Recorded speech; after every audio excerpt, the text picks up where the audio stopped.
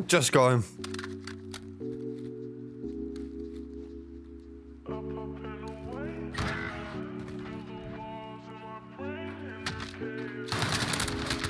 Yeah, let's not. Let's not. Hello? Yeah.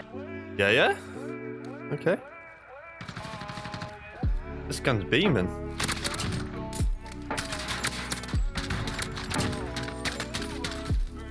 Hey YouTube, Prodigy here. So recently I have seen a lot of comments asking for my settings, so that's what we're going to do today. We'll be going through all of my settings in Modern Warfare. First, I have a nice 24 kill gameplay with the M4A1. I'll leave the class up at the end of the video so you can go check it out and use it if you want to. And then straight after that, we'll go right into the settings, audio, controller, graphics, the whole shabam, so you know what I run on a day-to-day basis. And without further ado, let's just get into it. Lovely job. I don't know where last guy is though.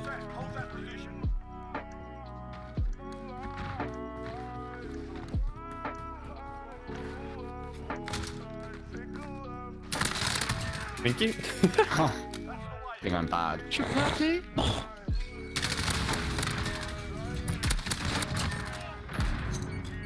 Jeez.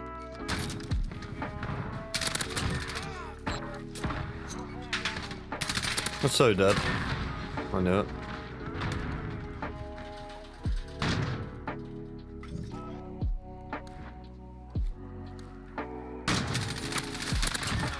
Behind. Oh my. Yeah, he's sitting down.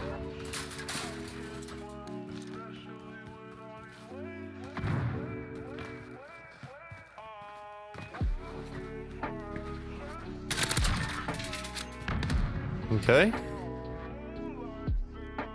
Imagine these guys are all gonna be sitting back map.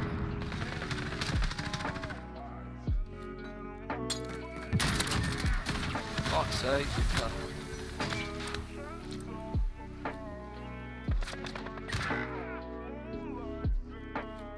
Hey, who was I getting shot from? Ah. There we go. What?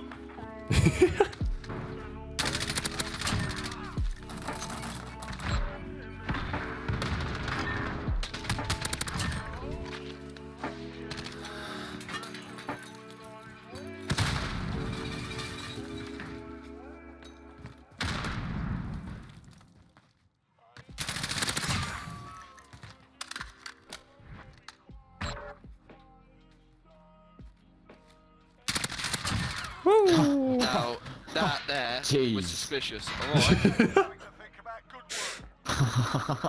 Let me just spectate this one. Alright. They got destroyed at the end. Out of all the angles you wanted to check, you check that one. So let's get started with these settings, everyone. So first of all, I just want to go through the equipment that I use on a day-to-day basis when I play Call of Duty, because I know some people are interested in that. So I do play on a PC, but I do use a controller when I play. The controller is just a normal PS5 controller, no trigger stops or paddles or anything like that. And I use one control freak on the aim stick. Personally, I just think it's more comfortable and my thumb doesn't slip as much, so that's why I use it, but it's not needed at all.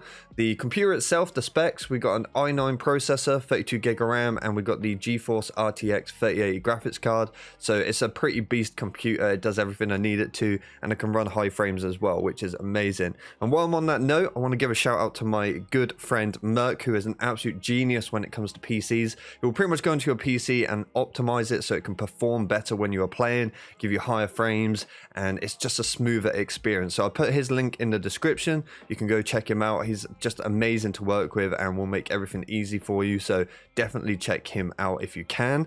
And let's get into the settings. So like I said, controller, let's start here with the general settings. So we've got the field of view, which is 105. I tried 120, but personally for me, my eyesight's not great, and I was really struggling to see like certain people in certain places, so I turned it down, and 105 is just a really good sweet spot. And then the rest are just kind of basic, to be fair. There's one setting that I would highly recommend changing though, which is the mini map. Put that to square because you can see so much more. So, you know, just don't be a big bot and play circle. be square, you can do it. Apart from that, on this settings, there's not really that much more you can change. It's all just kind of how it is. Like I said, Murk did pretty much all my settings for me, so I can't really talk too much about them because I have no idea. So I do apologize, but we're gonna go over to controller quickly. So controller, here we are. So I play bumper jumper tactical. For me, this allows me to move way better. I can pretty much crouch, prone, and slide with my stick, and then I use my L1 to jump and mantle. I've been playing this for a very long time, and it just suits the way my hands move and sit on the controller. It just works really well for me. So personally, that's what I use, but it's all down to like how you like it. You know, you've got to try these things out, try different ways, because some people are suited to other, you know, button layouts. So definitely just give it a little go. Dead zone, try get this as low as possible. I play on 0.04. Pretty much just go into like a private game or something like that and just put your controller down and have it at 0. If the stick drift and your, you know, aim starts moving on its own, then turn it up until that stops pretty much, and then you'll find your dead zone. But yeah, lower the better. Sensitivity, I play 7.7 and the ADS is 0.70. That might be really low to a lot of people, but that's just how I play because I cannot handle high sensitivities, so I will not use it. I tried going higher and I miss all my shots, and it's just not a good experience. So this is where I'm at, and this is so comfortable for me. It's just perfect for me personally, so that's why I use it. But don't just copy down my settings. This is like a big tip I want to give you guys. You have to find a sensitivity that works best for you, because everyone is different.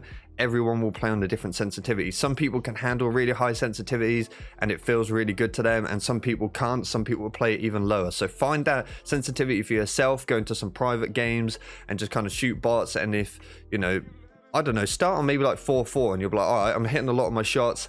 I feel like I can go faster, then boost it up. If you get to a point where you're missing too many shots though, then turn it down a bit and just keep playing around with it until you find your sweet spot. But that's what I play on anyway.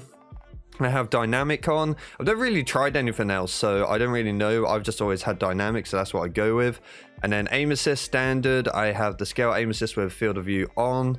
And then I don't think I change anything else. Oh, actually, when we go down here, slide behavior, put that to tap. It means you can slide cancel so much easier. So put that to tap. I think you'll absolutely love that. And the automatic tactical sprint, I have that on. So pretty much when you move forward, if you've got your tactical sprint up, it will just pretty much make you go into tactical sprint straight away, which is actually really handy because it means your movement is going to be way better. So I'd recommend trying that out for sure. But apart from that, I think that's just all basic there. That's just all default settings. So that's that.